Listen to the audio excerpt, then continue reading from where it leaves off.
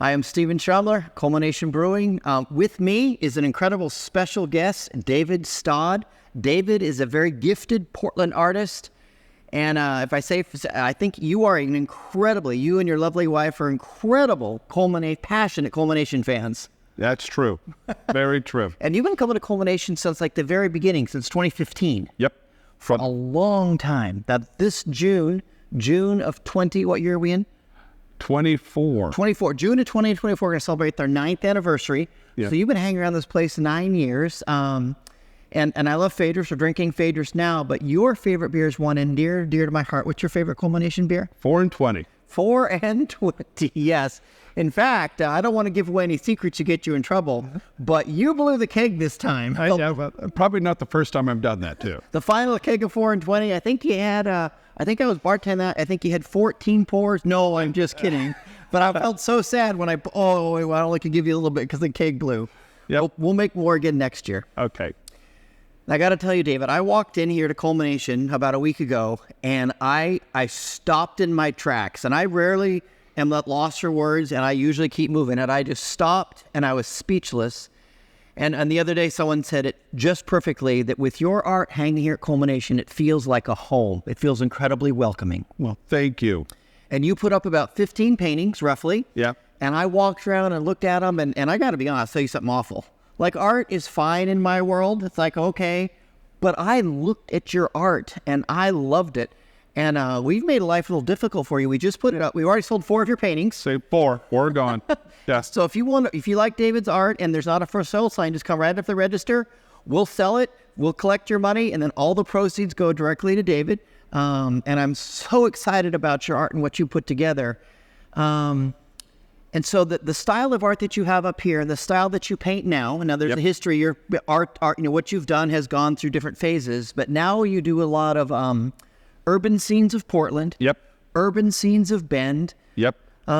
Your bridge series. Yep. Portland Bridge series. Talk to me about a couple of those. Well, I'm going to basically do a bridge every month, so we have 11 bridges in 12 months, so there'll be an added one, maybe Yaquita Bay Bridge. But I do one bridge a month, so I can also capture it in that month. So potential calendar focus here for next year. But I've done one for December, the Broadway Bridge, and then one for January, which is the Burnside Bridge. So, February's coming up. Got to get that one going. Yeah, and that Broadway Bridge portrait irritates me for 2 reasons. One, it's on a beautiful red wall. It's got a little bit of red in it. And I'm like, I should buy it and paint one of my walls in the living room this crazy red because it looks so beautiful. But then it's sold. Yeah, it's sold. Sold right out from under me. Yeah. But thankfully, the purchaser willing to leave it hanging for a little bit so people could enjoy it. Yep. And then you do some urban scenes a little bit from Bend. That's correct. Now, you were actually born in Portland, if I remember correctly. Yes. Sam. Yep. And then when you were 11 years old, you got absconded off to Bend. That's true.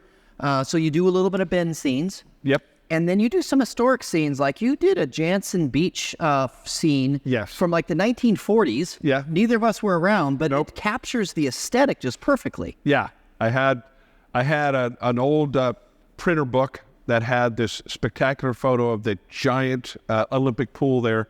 And then I combined some other photos of the grounds, to try to capture what it felt like to be there in its heyday, which was the 1940s.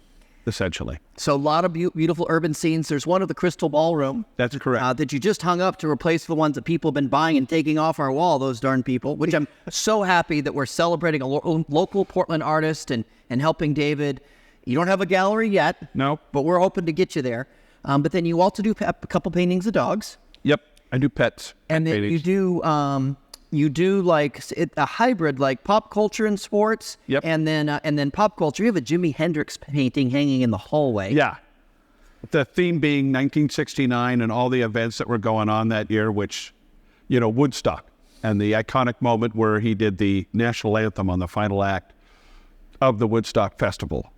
And then you called it a sports portrait. It's also in the hall. Yeah. I'm not sure it is, but it's Bill Walton. Bill Walton, And yeah. what was the year you highlighted for that portrait? 1977. That was the year that we won our one and only NBA championship, and I was very much alive and kicking back then. So remember all the moments, but it's the painting title is 1977 because it has all the things that were going on there. Star Wars came out that year. That's in the painting. Roots came out, and just other things that were going on at that, what records came out, albums came out, and just lots of historic tidbits that are the background of the Walton NBA Portland Trailblazer Championship year. Yeah, there's kind of like little Easter eggs for people to find, Yeah. which I absolutely love. And then you will do commissions. Yes. Right now, you paint about 15 paintings a year. That's correct. When you step aside from your full-time job, you'll be able to crank that up to about 80 paintings a year. Yep. No, I'm kidding. But it'll be more than 50. 80. But you'll take commissions like you paint. You will do a portrait of a wedding, kind of symbolizing, emblematic of the wedding, so people have that as a good memorial. Now, just because of the high divorce, you ever thought about doing 2 for 1? So they each get 1, so they don't have to. I'm just kidding. That's terrible. Yeah, that is a good idea. Or just paint in such a way that it can be cut right in half. Yeah. Like when you tear out coloring books. Yeah, there you go. I've done that myself. All right, now speaking of coloring books, so you come see David's paintings.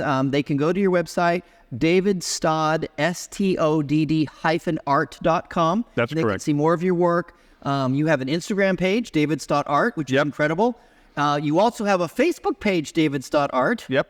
This is amazing. You must have had some really good branding and marketing mentoring to pull that off. Thank you very much. Plus, you've got a secret weapon. You have your wife and your daughter. Yep. Your daughter's a great writer, and they really help you with all that stuff. They do. So people can go to your website, go to Facebook, go to Instagram, see your photos. But for those that are still watching, curious about your journey, I mentioned crayons. You started your journey in the art world. Literally started kindergarten. That's correct. Drawing with crayons. Yep. And breaking every single one of them, apparently. Now, did you have the 64 pack or the 120 pack? I remember being a little wanting the one with the structure in it. I dreamt of getting that. And I didn't get one until 4th grade because I kept breaking all the crayons. I was unrestricted. My mother said, "Now, not until you can hold this together." Now, here's what's sad. There are people that have no idea what we're talking about. 120 pack of crayons. What is that? But you started out with crayons, and then you had the misfortune. Well, I had the misfortune. Apparently for you, it was fortunate. Yeah. You took an art class in high school. That's right.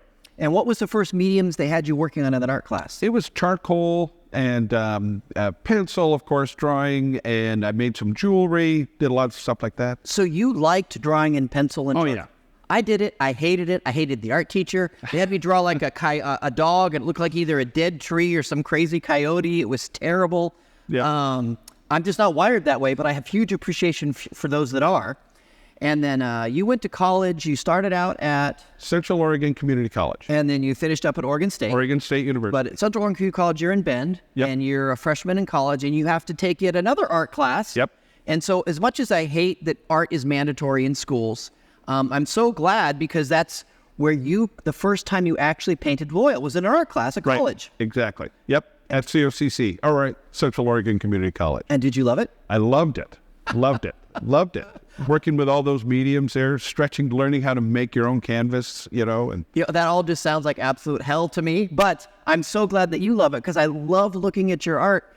And it's so hard for me. I've been telling everybody about your art. Yeah. And it's so hard for me because I keep wanting to say photos, but they're not photos. They're not like some painters do, like realistic art. You can't tell if it's a photo or not. Yours look like paintings to me, but the energy is so vibrant and so captivating.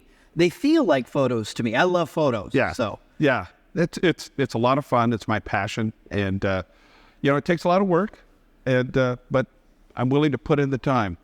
So I think you put into your art what a good brewer puts into beer. So, beer is made, I think there's 5 ingredients to beer. There's water, there's hops, there's yeast, there's malt. Yeah. And then that 5th ingredient is love. Yeah. And when a brewer loves brewing, you can taste it, right? You can taste it in our beer. Daniel and Andy, they love brewing.